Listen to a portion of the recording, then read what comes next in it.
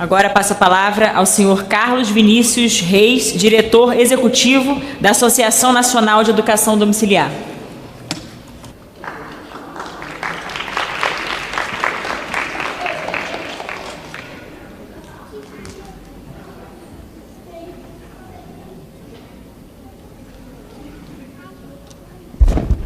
Bom dia a todos.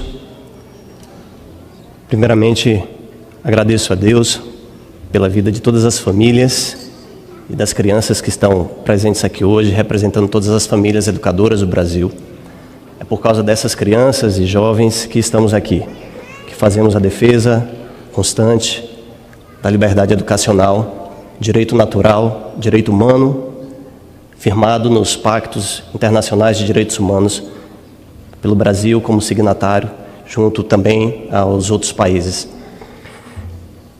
É necessário fazer um claro agradecimento ao requerimento da deputada Cristonieto e do deputado Jaziel, que abriram essa sessão solene em defesa do homeschooling. Também a deputada Carolina de Tone e todos aqueles outros parlamentares que defendem e apoiam as famílias educadoras pelo Brasil.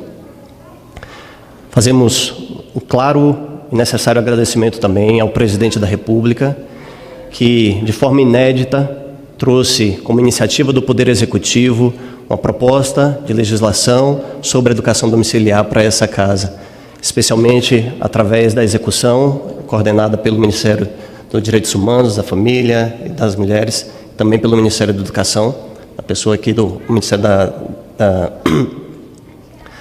o Ministério das Mulheres, Família e Direitos Humanos, a pessoa aqui do Pedro de Holanda presente.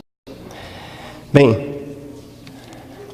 nós poderíamos discorrer, como já foi bem falado aqui hoje, sobre o cenário internacional da educação domiciliar, onde temos mais de 65 países que já regulamentaram a educação domiciliar.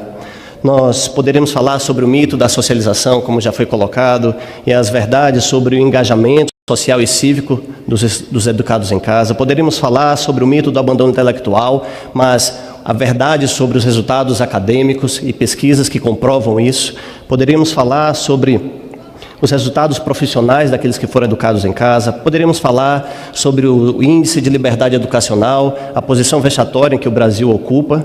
Poderíamos falar sobre a falsa declaração de que a educação domiciliar é uma oposição às escolas, como também já foi dito aqui hoje. Poderíamos falar, inclusive, sobre a grande perseguição que o Estado, o Leviatã, impõe sobre muitas famílias educadoras pelo Brasil. Mas precisamos declarar e deixar claro que a educação domiciliar hoje no Brasil é um fato irrefutável, irreprimível, crescente e permanente em nossa realidade. Por quê? Porque ela vem da sua origem, da própria família. É liberdade e interesse dos pais educarem seus próprios filhos. A educação domiciliar existe porque as famílias existem, porque os pais existem e querem e continuarão educando seus filhos. Por isso, a educação domiciliar, ela é um direito natural.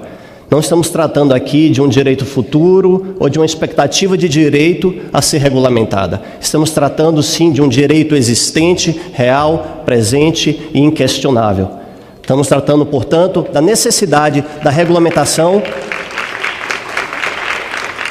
Estamos tratando, sim, da necessidade da regulamentação para que cesse as oposições, as contradições que o próprio Estado impõe às famílias. As famílias querem ter acesso às avaliações, às certificações. As famílias querem que os seus filhos participem mais de eventos de socialização. Mas aqueles que se opõem à educação domiciliar são esses mesmos que acabam impedindo que as famílias participem disso. Porque não tem um certificado, não tem a matrícula escolar, como é que vai poder participar de uma escolinha de futebol?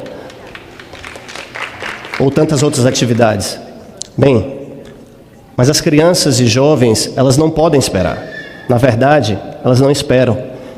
Eles crescem, eles continuam seus estudos, eles se desenvolvem academicamente. Portanto, o que nós pedimos e esperamos exatamente é que essa casa promova uma regulamentação justa, isonômica e desburocratizada da educação domiciliar no Brasil. Disso necessitamos.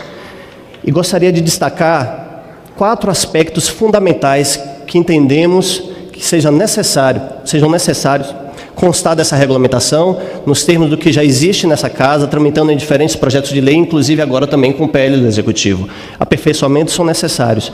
O primeiro dele, nós destacamos que seja exatamente o reconhecimento claro do direito dos pais, como já foi defendido aqui pelo período de Holanda, a liberdade exatamente dos pais escolherem o modo de educação a ser administrado aos seus filhos. Segundo ponto, a simplificação do processo de cadastro ou de registro ou matrícula, qualquer que seja o termo a ser escolhido, das famílias pela educação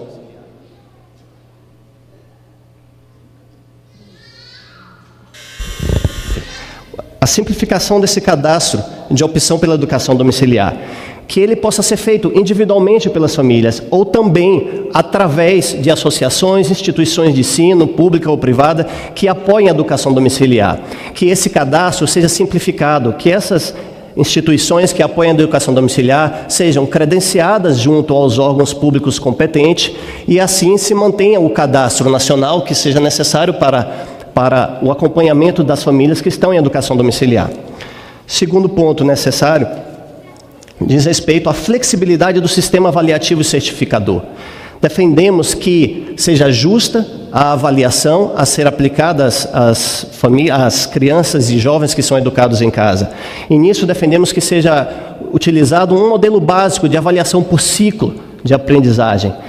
Porque não existe no Brasil hoje uma prova única que seja aplicado a todos aqueles que estão... Vou concluir, deputado. Não existe hoje no Brasil uma prova única, uma avaliação única que seja aplicada a todos aqueles que estão em escola. Então, que seja dado o mesmo tratamento às famílias. As escolas têm flexibilidade nos modelos avaliativos. Por que não se dá a justa igualdade e flexibilidade também às famílias? Por isso, um modelo básico de avaliação por ciclos. E, da mesma forma que o cadastro, também a alternativa de que as famílias busquem avaliações e certificações junto a instituições que apoiem a educação domiciliar. E assim mantenham esses registros avaliativos também. E, por fim, que não seja dado consequência discriminatória às famílias, às crianças e jovens que são avaliados na educação domiciliar, porque um dos aspectos previstos em um dos projetos de lei é de que, se a criança não obtiver um desempenho satisfatório, ela, depois de 2 ou 3 avaliações, deveria retornar ao regime escolar. Bem, o que acontece com as crianças e jovens que são avaliados no sistema escolar e, consequentemente, são reprovados? Qual é a consequência deles? Eles são enviados para casa? Não, que não se dê um tratamento desigual e injusto a essas famílias. Pelo contrário, que as famílias, que as crianças tenham a mesma consideração. O que ela acontece? Não obtém a certificação necessária ao qual ela está sendo submetida.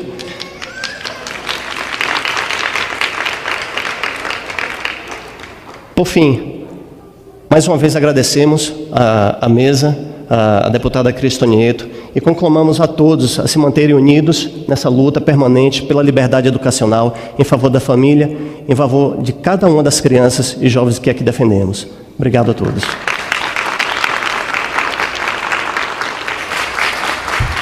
Obrigada, senhor Carlos Vinícius. Eu peço até desculpas pelo tempo que a gente precisou limitar.